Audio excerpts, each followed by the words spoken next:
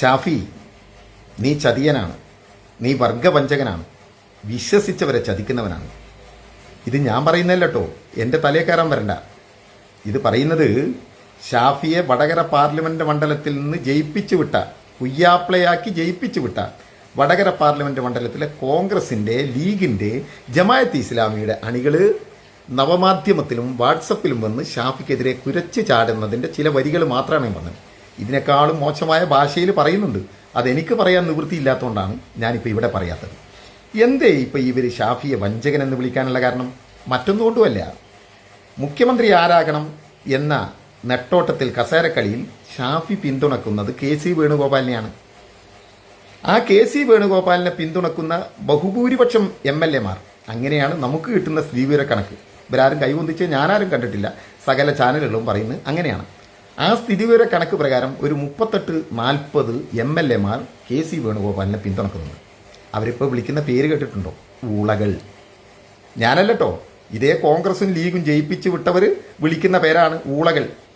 അക്കണക്കിനുള്ള ഒരു ഊളയാണ് അഭിജിത്ത് എന്ന് പറഞ്ഞാൽ നാദാപുരം മണ്ഡലത്തിലെ നിയുക്ത MLA. അയാൾ 2 ദിവസം മുമ്പ് ഒരു കല്യാണത്തിന് പോയി നാദാപുരത്ത്. അവിടെ വെച്ച് ലീഗും കോൺഗ്രസും വളഞ്ഞിട്ട് ഇയാളെ വിചാരണ ചെയ്തു എന്ന് പറഞ്ഞു. എന്താ കാരണം? KC വേണുഗോപാലിനെ കൈവക്കി. ആ KC വേണുഗോപാലിന് ഹൈക്കമാൻഡിന് മുമ്പിലെത്തി കൈവക്കാൻ വേണ്ടി പറഞ്ഞിട്ടുള്ളത് ഷാഫിയാണത്രേ. അതുകൊണ്ടാണ് ഷാഫി വർഗവഞ്ചകൻ, KC വേണുഗോപാലിന് വേണ്ടി ആളെ കൂട്ടുന്നവൻ എന്നൊക്കെ പറഞ്ഞിട്ട് പൊളിച്ച ചീത്ത ലീഗും കോൺഗ്രസും ജമാഅത്ത് ഇസ്ലാമിക്കാരും പറയുന്നത് ഇല്ലേ? ഇവർ പറയുന്നത് എന്താണ്? KC വേണുഗോപാൽ വലിയ RSS അനുകൂലിയാണ്. രാജസ്ഥാനിലും മധ്യപ്രദേശിലും ഗോവയിലുമൊക്കെ കോൺഗ്രസ് ഭരണം തകർത്ത് BJPക്ക് പായ വിരിച്ചു കൊടുത്തത് KC വേണുഗോപാലാണ്. ആരാ പറയുന്നത്? കോൺഗ്രസ്സുകാർ ഇല്ലേ? നോക്കൂ, ഞങ്ങൾ പറഞ്ഞിരുന്നത് കഴിഞ്ഞ പാർലമെന്റ് തെരഞ്ഞെടുപ്പ് കാലത്ത് KC വേണുഗോപാൽ ആലപ്പുഴയിൽ മത്സരിക്കാൻ വന്നപ്പോൾ ഞങ്ങൾ ചോദിച്ചൊരു ചോദ്യമുണ്ട്. അയാൾ ഓൾറെഡി പാർലമെന്റ് മെമ്പറാണല്ലോ, അയാൾ രാജസ്ഥാനിൽ നിന്നുള്ള രാജ്യസഭ MP അല്ലേ, എന്തിനാണ് അയാൾ രാജിവെച്ച് ഇവിടെ മത്സരിക്കുന്നത്? മാത്രമല്ല, അയാൾ രാജിവെച്ച ഒരു കുഴപ്പമുണ്ട്. അവിടെ പകരം വരിക ഇപ്പം രാജസ്ഥാൻ ഭരിക്കുന്ന BJPയുടെ പ്രതിനിധിയാണ് വരിക. BJPക്കാവട്ടെ ഇന്ത്യൻ പാർലമെന്റിൽ രാജ്യസഭയിൽ അവർക്ക് 4-5 MP മാരുടെ പോരായ്കയുണ്ട്. അതിലേക്ക് ഒരാളെ കിട്ടും. പറഞ്ഞതുപോലെ സംഭവിച്ചു. വേണുഗോപാൽ ഇവിടെ വന്ന് മത്സരിച്ചപ്പോൾ അവിടെ നിന്ന് BJPയുടെ ഒരു MP ജയിച്ച് രാജ്യസഭാംഗമായി. ഇപ്പം KC വേണുഗോപാൽ ഇവിടെ ലോക്സഭയിൽ മത്സരിച്ച് ജയിച്ച മണ്ഡലം രാജിവെക്കാൻ ഒരുങ്ങുകയാണ്. എന്തിനാ രാജിവെക്കുന്നത്? അയാൾക്ക് കേരളത്തിൻ്റെ മുഖ്യമന്ത്രിയാകണം. അപ്പോൾ കോൺഗ്രസ് പറയുന്നു അയാൾ മഹാരാഷ്ട്രയിലും മധ്യപ്രദേശിലും ഗുജറാത്തിലും രാജസ്ഥാനിലുമൊക്കെ ഗോവയിലുമൊക്കെ BJPക്ക് വേണ്ടി പായ വിരിച്ചു കൊടുത്ത മനുഷ്യനാണ്. അപ്പോൾ VD സതീശനോ? VD സതീശൻ ശബരിമല സ്വർണ്ണക്കൊള്ള കേസിൽ പോലീസ് ചോദ്യം ചെയ്ത ആളോടൊപ്പം ആരും അറിയാതെ ചാർട്ടേഡ് വിമാനത്തിൽ, അദാനി ചാർട്ടർ ചെയ്തു കൊടുത്ത വിമാനത്തിൽ കർണാടകയിലേക്ക് പോയി അവിടെ BJPയുടെ സഖ്യകക്ഷി നേതാവുമായി സംസാരിച്ചു. എന്നിട്ടൊരു അമ്പലത്തിൽ ദർശനം നടത്തി എന്നൊക്കെ കള്ളക്കഥ പറയാണ്. ഇത് ഞാൻ പറയല്ലോ, ഞങ്ങൾ പറഞ്ഞാൽ നിങ്ങൾ അംഗീകരിക്കില്ലല്ലോ. ഇതിപ്പോൾ ആരാ പറയുന്നത്? KC വേണുഗോപാലിനെ അനുകൂലിക്കുന്ന വിഭാഗം. ഇരു കൂട്ടരും തമ്മിലുള്ള യുദ്ധം അവിടെ നടന്നുകൊണ്ടിരിക്കുമ്പോൾ ഇവിടെ മുസ്ലിം ലീഗുകാർ എന്ത് ചെയ്യണമെന്നറിയാതെ കരച്ചിലാണ്. ഇന്നലെ ഷാഫി ചാലിയൻ ചാനലിൽ വന്ന് കരഞ്ഞത് കേട്ടില്ലേ? ഞങ്ങൾ പടക്കം വാങ്ങിയിട്ട് അതിൻ്റെ മുകളിൽ ഇരിക്കാൻ തുടങ്ങിയിട്ട് കുറേ നാളായി, എൻ്റെ പടച്ചോനെ അതൊന്ന് പൊട്ടിക്കാൻ കഴിയുമോ? മഴക്കാലം വരികയാണ്, പൊട്ടിക്കാൻ പറ്റുമോ? അമീത് മാഷ് പറഞ്ഞു കേട്ടില്ല? ആരാ അമീത് മാഷ്? ചില്ലറക്കാരനാ.